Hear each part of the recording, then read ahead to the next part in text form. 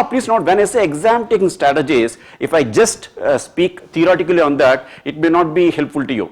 So let us discuss some of the questions that was asked in CSAT 2021. Clear? Just let us start off with the first question. Now please note, we are going to discuss around 4 questions that were picked up from CSAT 2021.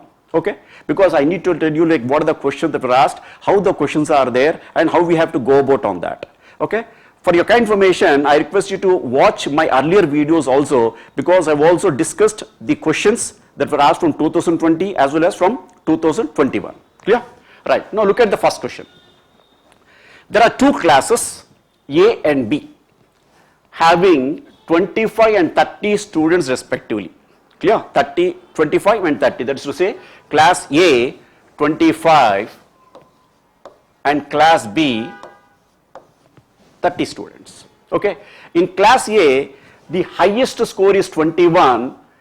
Okay, highest score is 21 and the lowest score is 17. So please note, if you take class A, highest one is 21 and the lowest one is 17. Clear? Second point, if you take here, in class B, the highest score is 30 and the lowest score is 22. So if you take here, please note, it is 22 and 30. So this information that is given here. 4 students are shifted from class A to class B. So please note, 4 students are shifted from class A to class B. Class A to class B. Okay. Now, consider the following statements. So they are given you 2 statements, we need to find out the answer. First of all, you please understand the basic nature of the question. So there are 2 classes, classes A, class B. If you take class A, 25 students are there, class B, 30 students are there.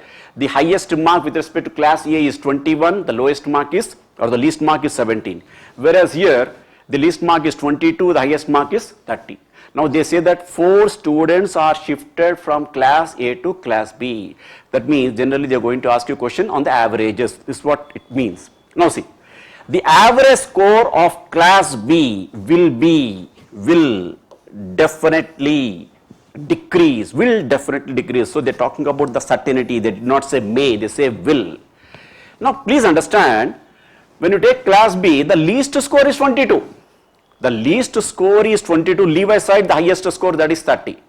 Now, when you think logically here, when 4 students are shifted from class A to class B, though each student may be having the highest score of 21, naturally what will happen? If 4 students are shifted from class A to class B, though I say that each one has scored 21, okay, because 21 being the highest here, 22 being the least here, so definitely what will happen? Average, what is average? Sum of the observations by number of observations, right? So when we take here, when four students are shifted, the highest score is 21, here the least score is 22, so definitely we can say that the average score of this 30 plus 4, 34 students will definitely decrease. So that we can definitely say without any doubt. So the average score of class B will definitely decrease. That is correct. So please note in this way, first one is correct. Now what you need to do whenever you are attempting any question on CSAT, please note, first of all you try to eliminate the given options. Having said that first one is correct, immediately what you can do? You can immediately eliminate this, you can immediately eliminate this. So B and D are eliminated, so chances of committing wrong will be eliminated, okay, will be minimized I can say, because answer should be either A or C. Now look at the second statement. The average score of class A will definitely increase. They say that when 4 students are shifted from class A to class B, the average score of class A will, they did not say may, will definitely increase. Okay, now let us discuss whether it increases or not, that we need to find out. Now think logically. If for example, the student who has got 17 marks, let us say 4 students are there who have got 17 marks each. These 4 students are shifted from class A to class B. Yeah, then what will happen? Definitely the average will increase. Why? Because the student has got 17 marks, the person who has got the least mark, let us say 4 persons, all they've got 17 marks, so they are shifted. In case they are shifted, definitely the average will increase. But if I take other way around, say for example, there are 4 students who have scored, each student has scored 21. Now in case the students who have got 21 marks, they are shifted from class A to class B, then what will happen? Whenever the students who have got 21 marks, they are shifted from class A to class B, definitely we can say here the average will decrease. So that is the reason, please note, there are 2 possibilities. So we cannot say which one is right. It depends upon like who are the students who are being shifted from class A to class B. So that is the reason, please note, second statement we cannot discuss on that. We cannot say, because it says will definitely, no, that we cannot say. So this is not applicable. So what is the answer? Only one follows. So answer is first option. Okay, answer is first option. In that way, please note, you need to require tremendous analytical and problem solving skills. Generally, students have got a misconception that you need to focus on arithmetic, you need to focus on formula and all these things. No, that's not required. Of course, there are certain formulas that need to be understood, that need to be remembered, but please note, a number of questions are based on the analytical approach, analytical thinking. Clear? So let us go with the next question. Now see this question. So as I've told you, all the questions are picked up from 2021 paper. Right, question number 2. Consider 2 statements and a question. Okay, so they have given you 2 statements and a question, and please note, this question comes under data sufficiency. We call it as data sufficiency. Data sufficiency. What is the meaning of this? Data sufficiency. When I say data sufficiency, you need to see whether the given data are sufficient to answer the question. They are not asking you to solve the question. So that is the meaning of the data sufficiency. Clear? Right. Now see here, the statement 1 says, Priyanka is 4 ranks below Seema and is 31st from the bottom. So please note, Priya's rank is 31st from the bottom. That is to say, when you take like this, when you take this way, okay, so let us say Priya is here. So Priya's rank is 31st from the bottom. Okay, 31st from the bottom. This is bottom. So from the bottom, 31st rank from the bottom. And she is 4 ranks below Seema. 4 ranks below Seema. That means Seema is above Priya. So please note, Seema is here. So Seema's rank is definitely 31 plus 4, 35, because she is above Priya. Okay, this is the meaning of the first statement. Okay, now take second statement. Ina is 2 ranks above Seema. Ina is 2 ranks above Seema and is 37 from the bottom. So Ina is 37 from the bottom. So if you take the second statement, okay, it says that you take here, Ina is here. Okay, Ina's rank is 37 and she is 2 ranks above Seema. So from this we can definitely say that Seema's rank is 35 from the bottom. Clear? So this is information given there. Okay, right. Now see what they ask you. Question: what is Seema's rank from the top in the class of 40 students? See, already number of students is mentioned in the question. They are asking you what is Seema's rank from the top in the class of 40 students. Okay.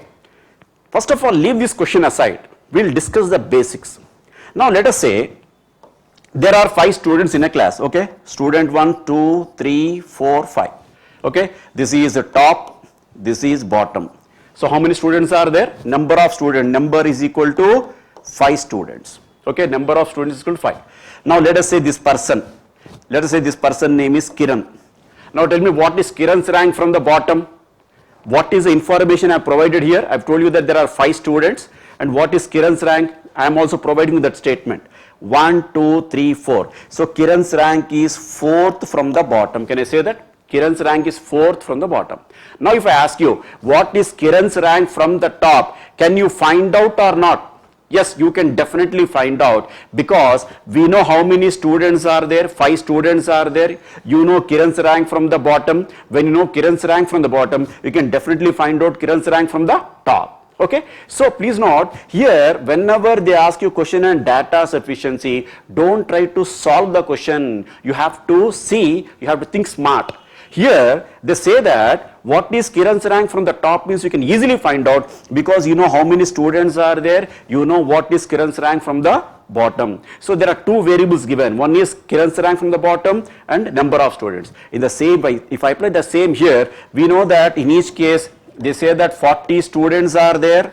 40 students are there. So we can definitely find out what is Seema's rank from the top. So I can say we are going to get answer either with statement 1 or with statement 2. Yes or no? We are able to get answer either with statement 1 or statement 2 because we know the number of students, we know the Seema's rank from the bottom. So we can definitely find out Seema's rank from the top. Am I clear? So this is called data sufficiency. So don't try to solve the question because we need to see whether the information provided in the statement is sufficient or not. In this way, statement A alone is sufficient as well as statement B alone is sufficient. So we can definitely say that in this way, first one is wrong, second one is wrong, and D is wrong. Answer is C option. Either statement 1 alone or statement 2 alone is sufficient to answer the question.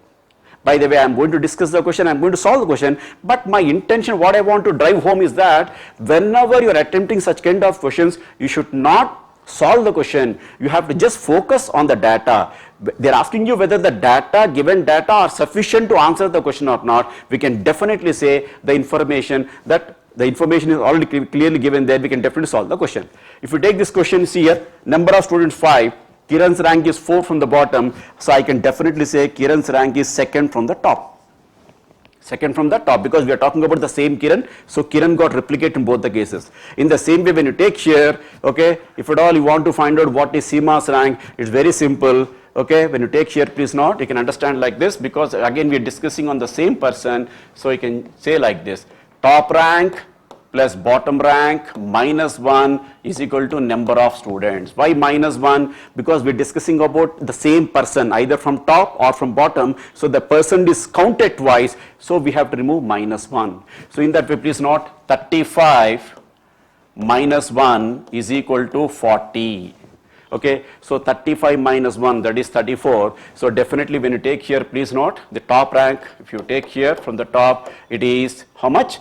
Because 35 minus 1, 34, 34 comes here, 40 minus 34, so 6th rank from top. So we can definitely say that Seema's rank is 6th rank from top, but please note, you should not solve the question because the question asks you whether the information provided is sufficient or not. Clear? So in this way, you need to know the exam taking strategies with respect to each question.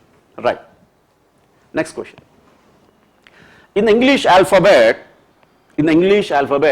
the first 4 letters are written in opposite. First 4 letters means A, B, C, D. That you have to write in opposite. That means D, C, B, A. So the meaning of the statement is that if you take first 4 letters A, B, C, D, okay, opposite. That means you need to write like this: D, C, B, A. That is the meaning of the statement. Okay, now let us discuss the entire question. In English alphabet, the first 4 letters are written in opposite order, and the next 4 letters are in opposite order. So next 4, the same thing, 4 order, and so on. So we have to keep on doing like that. Okay. At the end, Y and Z are interchanged. So even Y and Z are interchanged because totally 26 letters are there. At the end, Y and Z, why they said? Because we can understand like this: 24 plus 2 is equal to 26 letters. 24, 6 4s are 24. That means every 4 letters are made opposite. In this way, there are 6 sets. Can I say that? Because 24 means 6 4s are 24. 6 sets are there. But what is the question? Which will be the 4th letter to the right of the 13th letter? 13th letter. That means if you take the letters like this, 13th letter, you need to find out the 13th letter. Let us say this is 13th letter. Right. So please note, this is left and this is right. So 4, 13 plus 4. So you need to find out 17th letter. You need to find out 17th letter. Of course, there are shortcuts on that we can discuss while discussing in the class. Here I just want to tell you how to take it. So you need to find out which letter? 17th letter, because 4th letter to the right of 13th letter. That means we have to find out where is the 17th letter. But tell me, is it correct in case I keep on doing like that? A, B, C, D. After that E, F, G, H. Come on, reverse. No, that's not correct because you have to think in a smart way. They said 17th letter. Now see, 4 1s are 4, 4 2s are 8, 4 3s are 12, 4 4s are 16, then 4 5s are. That means 17 to 20, you need to focus on the 5th set. That is 17, 18, 19, 20. You need to focus on this particular set because this is first set. Second set, third, 4 1s are 4. Okay, 4, 8, 12, 16. then 20. So fifth set. So fifth set is 17, 18, 19, 20. As per alphabetical order, 17th letter is Q. Okay, this is R, this is S, this is T. Now they say that you have to reverse them, make it order opposite. So it becomes T, S, R, Q. And which letter you need to find out? 17th letter, because 13 plus 4, 17th letter. 17th letter is what? Answer is T. Answer is T. So second option. Okay, second option. So please note, if you take this particular question, see, questions are so easy. That is there is a way you need to understand which questions are easy, and that you need to attempt. So you have to have a selective approach so that you can easily clear CSAT. Next question. Yes. Integers are listed from 700 to 1000. Okay. Integers are listed from 700 to 1000. When I say integer, see, integers means it could be positive integers or negative integers. See, 1, 2, 3, 4, 5, they are all positive integers. Then if I take minus 1, minus 2, minus 3, minus 4, minus 5, they are all negative integers. So here, when they say integers, they're talking about from 700 to 1000. So the numbers from 700 to 1000 integers, they're not decimals. Then, how many integers is the sum of the digit 10? That is to say, if you take the digits, okay, if you add all these things, the sum should be how much? 10. And the first digit, what it will be? They say that it has to start from 700. So 700 to 1000. So please note, you need to go from 700. Sorry. Now if I say 7, if I want to get 10, then what could be the numbers here, digits here? Now can I say like this? 703. 7 plus 3, 10. Okay, or else I can also say like this, 730. Okay, even you are going to get 10. So can I say, when you take from 700 to 800, we have got two numbers now. Okay, two integers, 1 and 2. What other thing? Because we need to get 10. We need to get 10. That means if I say, can I say like this, if you take these two, this should be sum of 3. So can I say like this, 7, 1, 2, 7, 1, 2, 10, or I can also reverse this, 7, 2, 1, 7, 2, 1. So in that way, how many numbers I have got in between 700 to 800? 703, 730, 713, 712, 721, total 4. Adopting the same strategy here, when I take from 801 to 900, 8, okay, I need to get 10. So if I say 802, and the second one, if I reverse these two, interchange, 820, 10. And what else? Can I say like this, 811, because they did not say that the digit should not be repeated. Okay, so I can take like this, 811, that's also 10. Okay, and any other possibility? No, there are no other possibilities because the sum should be 10. So 802, 820, 811. So total how many you got? 1, 2, 3. Okay. Now, in case I consider 901, 1000 we can leave it. Okay, 901 to 1000. Okay. Then if I say 900, okay, if I go to 10, so definitely should be, the sum of this digit should be 1. So can I say like this, 901? Again I can interchange this, so 910. So this is 1, this is 2. So in that way, total how many numbers or how many integers we have got? We look at here, please note, here we have got 4 integers, here we got 3 integers, here we got 2. 4 plus 3 plus 2, that is 9. So answer is 9. So please note, this kind of questions on basic numeracy or a number of questions are going to be asked from basic numeracy or number system. So if you look at the previous papers, you will come across questions are being asked like that, but please note, questions are not repeated, but that area is very much important. So in this way, even this question is asked from 2021. Clear? So this is a way, please note, if you look at the questions, don't think that, don't be an impression that every question will be difficult, every question will be time taking. You have to be choosy, you have to see which question you have to select and which question you have to leave. Clear? So this is what we need to understand. Okay. So in that way, please note, when you take sourcing classes, we are going to discuss every paper in detail, And not only the questions, even we are going to discuss all the previous year questions right from 2011 onwards. I repeat the statement again, what all the questions that were there from 2011 onwards, every question we are going to discuss along with the classroom handout and practice handout. In that way you're going to be known like what are the questions that were asked in the previous papers. Along with that, please note, when you take the exam taking strategy, in what way the CSAT exam is going to be conducted in the same pattern, strictly in accordance with that particular standards, the mock test will be conducted. So in that way, please note, please take a decision, and this is going to help you a lot. Okay. So I thank you very much. I wish you all the best.